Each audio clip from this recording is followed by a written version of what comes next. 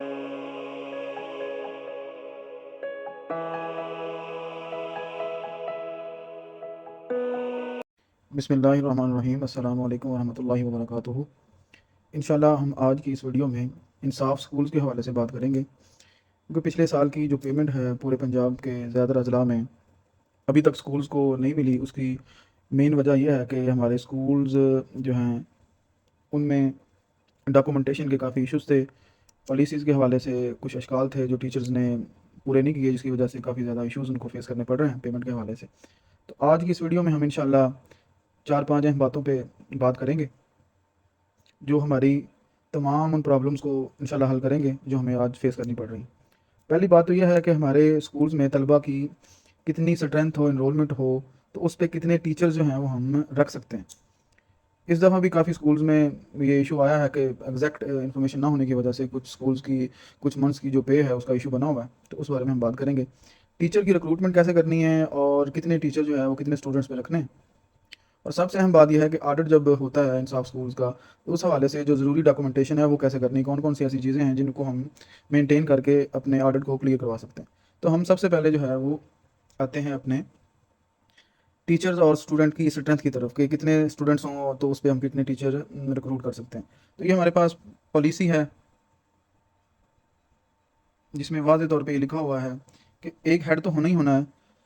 अगर हमारे पास सबसे अहम जो चीज़ है वो ये है कि हम 6 क्लास में हर सूरत में 10 तलबा होने चाहिए। चाहे आपने एक टीचर रखना है, चाहे आपने ज़्यादा टीचर रखना है, तो 6 की जो इनरोलमेंट है वो मिनिमम 10 होनी चाहिए। और ओवरऑल स्कूल की जो स्ट्रेंथ है वो 20 हो, तो फिर आप एक टीचर और एक हेड रख सकते हैं। उसके अलावा जब आपने दूसरा टीचर रखना है तो उसके लिए आपकी इनरोलमेंट जो है वो 20 से एक्सीड कर जानी चाहिए, 20 से अबव, यानी वो 21, 2, 3 भी हो सकती है। और आपकी जो 6 क्लास की इनरोलमेंट है वो आपकी 10 से अबव होनी चाहिए। ये कंडीशन है, मेन कंडीशन है कि एक टीचर के लिए आपकी इनरोलमेंट मिनिमम 10 होनी चाहिए, दूसरे टीचर के लिए आपकी इनरोलमेंट 10 से अबव हो और ओवरऑल जो है वो 20 से अबव होनी चाहिए। अब तीसरी जो चीज़ है वो, तीसरा टीचर रखने के लिए आपकी जो 6 क्लास है उसकी इनरोलमेंट 20 से ज़्यादा होनी चाहिए और ओवरऑल वो 60 के करीब होनी चाहिए, अप टू 60। यानी वो आपकी अगर इनरोलमेंट 6 क्लास की 20 से अबव है और 7 की और या 8 की कोई भी इनरोलमेंट है, चाहे वो 40 से प्लस बच्चे बन रहे हैं या 50 से प्लस बच्चे बन रहे हैं, तो आप तीसरा टीचर भी हायर कर सकते हैं। और इसी तरह अगर आपकी इनरोलमेंट 6 की 20 से अबव है और ओवरऑल आप इनरोलमेंट 60 से अबव हो गई है, तो देन आप चौथा टीचर भी हायर कर सकते हैं। ये तो बात होगी टीचर्स के हवाले से। और ये 4 से ज़्यादा हम टीचर नहीं रख सकते, हेड तो एक रहना ही रहना, यानी एक हेड और 4 टीचर जो है, जितनी मर्जी इनरोलमेंट हो जाए हम इससे ज़्यादा एक्सीड नहीं कर सकते। क्लास 4 की बात यह है कि जो प्राइमरी कंडीशन है हमारी 10 स्टूडेंट्स 6 क्लास में और ओवरऑल 20 स्टूडेंट्स जब ये पूरे हो जाएंगे तो आप एक क्लास 4 रख सकते हैं। और अगर 60 से अबव ओवरऑल इनरोलमेंट होगी, 7-6 की कंडीशन जो है वो हर एक क्राइटेरिया के अंदर लाजम है। अगर बच्चे 20 से अबव होंगे और ओवरऑल 60 से अबव इनरोलमेंट होगी तो आप दूसरा क्लास 4 भी रख सकते हैं। अब जो मेन इस सारी समरी की चीज़ की समरी है वो ये है कि हमारी 6 की जो इनरोलमेंट है और ओवरऑल इनरोलमेंट, ये दो चीज़ें जो हैं वो टीचर की ओवरऑल तादाद को जो है वो इफेक्ट कर रही हैं। 6 की जो तादाद है वो पहले मरहले में मिनिमम 10 होनी चाहिए, 10 से नीचे अगर होगी, अगर 6 की क्लास आपकी 9 है और ओवरऑल आपकी इनरोलमेंट जो है वो 100 बन रही है, तो आपके स्कूल को एक पैनी भी नहीं मिलना। क्योंकि जो प्राइमरी कंडीशन रखी गई है वो ये है कि आपके 6 क्लास की इनरोलमेंट जिस मंथ में बिलो 10 होगी आपको उस मंथ में पेमेंट नहीं मिलनी। और ये कुछ स्कूल्स के जो अर्ली मंथ्स हैं, जो हमारा सीज़न होता है एनरोलमेंट का, अप्रैल या लास्ट ईयर हमारे जो सेशन शुरू हुए थे अगस्त में, तो कुछ स्कूल्स की इनरोलमेंट उन मंथ्स में बिलो 10 थी, जिसकी वजह से उनको पेमेंट्स में इशू है। ओवरऑल उनकी इनरोलमेंट 50 या 60 अबव थी, लेकिन क्योंकि वो प्राइमरी कंडीशंस को ही पूरा नहीं कर रहे थे, लिहाजा उनको पेमेंट्स नहीं मिल सकती एज पर रूल्स। तो लिहाजा हमें इन चीज़ों को जो है वो फोकस करना चाहिए कि ये किस तरह जो है वो इनरोलमेंट, इसमें बार बार मैं एक चीज़ रिपीट कर रहा हूँ कि 6 की इनरोलमेंट को हमने फोकस करना है, उसके अकॉर्डिंगली हमने अपने टीचर्स को हायर करना है। उसके बाद दूसरी बात आ गई कि हमने टीचर्स को कैसे हायर करना है। ये एक इंपॉर्टेंट चीज़ है कि टीचर कैसे हायर होने हैं। तो ये आपके सामने मैं एक एसईडी का लेटर शेयर कर रहा हूँ जिसमें क्राइटेरिया लिखा हुआ है कि आपने सबसे पहला जो है वो अपने ही स्कूल्स के जो पीएसटीज हैं उनको ऑफर करनी है। अगर वो इस कॉम्पिटेंसी के हैं या उनकी एकेडमिक एजुकेशन इस लेवल की है कि वो मिडिल क्लासेस को पढ़ा सकते हैं, तो उनसे आपने ये कहना है कि वो पढ़ाएं। अगर वो नहीं पढ़ाना चाहते तो सबसे पहले आप लोगों ने ये चीज़ लिख लें, आपने उनसे सिग्नेचर करवा लेने हैं कि हम इस स्कूल में सेकंड टाइम नहीं पढ़ाना चाहते। ये आपके पास एविडेंस होना चाहिए कि आपने किसी से पूछा या नहीं पूछा, आपने उनसे लिखवा लेना। और अगर आपके नियर बाई कोई गवर्नमेंट स्कूल है और उसके टीचर से भी आप ये नोट करवा लें। उसके बाद जब आपने प्राइवेट टीचर्स रखने हैं उसके लिए इस आपकी स्क्रीन पे आपको शो हो रहा है कि ये क्राइटेरिया रखा गया। आपने एप्लीकेशंस जो है वो मांगनी है अपने उस एरिया से कि यहाँ को अगर पढ़ाना चाहता है, तो इस क्राइटेरिया के जरिए आपने एप्लीकेशन सबकी लेनी है, फाइलें लेनी है, मेरिट बनाना है, और जो टॉप पे टीचर होगा उसको रिक्रूट कर लेना है। और टीचर की रिक्रूटमेंट के लिए दो सबसे अहम चीज़ें हैं कि आपने स्कूल काउंसिल से उनकी अप्रूवल लेनी है लाजम। जिस मंथ में आप उनको रख लें, आपने अपने स्कूल काउंसिल का इजलास बुलाना है,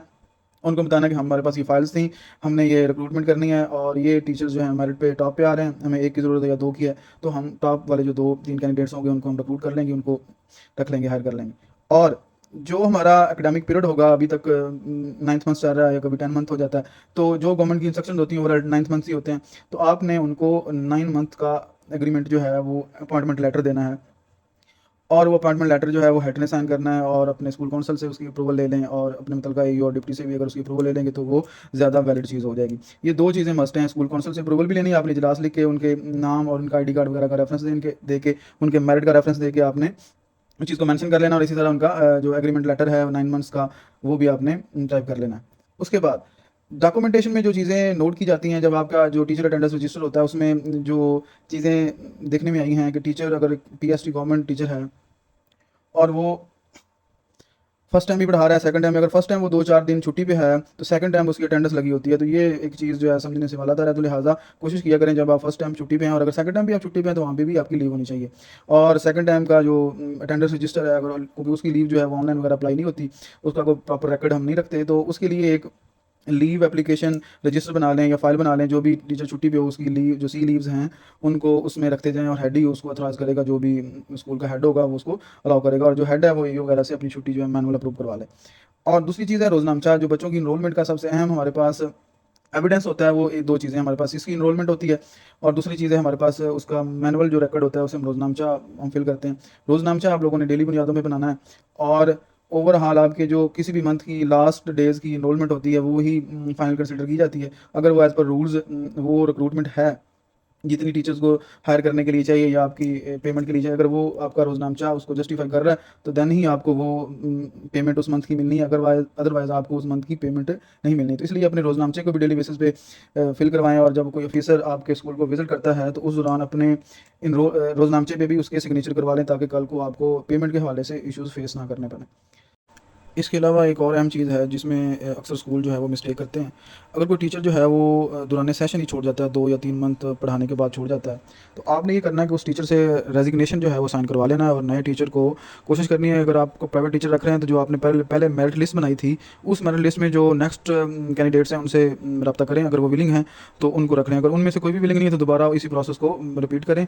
और उस टीचर को दोबारा स्कूल काउंसिल से अप्रूवल लेकर रखें, और उस टीचर के साथ जितने भी मंथ्स आपके उस सेशन में रह गए हैं, 4 मंथ रहते हैं या 5 मंथ रहते हैं, तो उसके साथ वो 4 या 5 मंथ का एग्रीमेंट दोबारा करें, और उनसे ये कहें कि ये एग्रीमेंट जो है आफ्टर न्यू सेशन जो है उसको हम रिवाइज़ कर देंगे या रीअप्रूव कर देंगे। और अगर एक चीज़ ये है कि अगर आप के टीचर जो हैं वो सेम ही चल रहे हैं, वो पहले सेशन में वही थे, दूसरे में वही सेशन टीचर हैं, तो आपको दोबारा जो है वो रिक्रूटमेंट के लिए फाइल्स मंगवाने की ज़रूरत नहीं, आप उन्हीं टीचर्स को जस्ट स्कूल काउंसिल के अप्रूवल से और दोबारा न्यू एग्रीमेंट लेटर जो है नए एनुअल जो हमारा एकेडमिक ईयर है उसके हवाले से उनके साथ साइन करके उनको रिक्रूट कर सकते हैं। उसके बाद जो फ़ंड्स के हवाले से जो फ़ंड्स हमें एनएसबी के अकाउंट में इसके इंसाफ स्कूल्स के हवाले से रिसीव होते हैं, तो उसके लिए दो मेजर रजिस्टर्स हैं हमारे पास। एक अपनी कैश बुक है, उसको मेंटेन करना है, और उसके बाद हमने जो है वो जिसे कब्ज़ुल वसूल कहते हैं वो मेंटेन करना है, वो आपने मंथ वाइज कब्ज़ुल वसूल बनाना है, और जितने भी आपके टीचर्स हैं उनसे जब आप उनको मुतलका मंथ्स की पेमेंट कर रहे होंगे तो आपने उनसे वाया चेक पेमेंट होनी, क्रॉस चेक, और आपने उस कब्ज़ुल वसूल पे चेक नंबर भी लिखना है जो आप चेक उनको दे रहे हैं, और उसके साथ उनके थंब इम्प्रेशन यानी अंगूठा लगवा लेना और साथ सिग्नेचर करवा लेना है। ये चीज़ आपने दोनों लाजमी करनी है, ताकि कल को अगर कोई इशू होता है, कोई टीचर इस चीज़ से मुकर जाता है कि मैंने पेमेंट नहीं ली प्राइवेट टीचर, तो थंब इम्प्रेशन जो है वो मस्ट होने चाहिए।